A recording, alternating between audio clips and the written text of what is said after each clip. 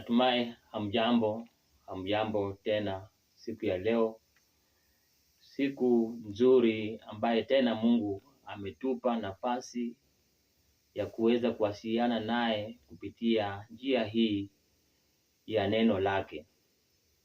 Leo very quickly nataka tuangalie a verse in 1 Samuel chapter 2, na tutaanza kusoma mstari wa 12.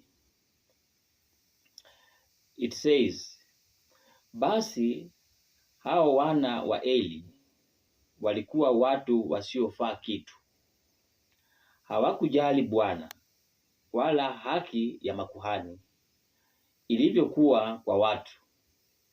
Wakati huo mtu yeyote aliyetoa dhabihu wakati wowote, ndipo huyo mtumishi wa kuhani nyama ilipokuwa katika kutokota, naye akawa na uma mkononi mwake.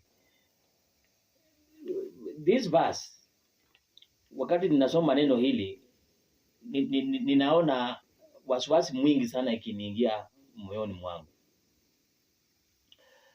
Huyu ni Eli na watoto wake wavulana wawili, mmoja anaitwa hapa Hofni na mwingine anaitwa Finehasi.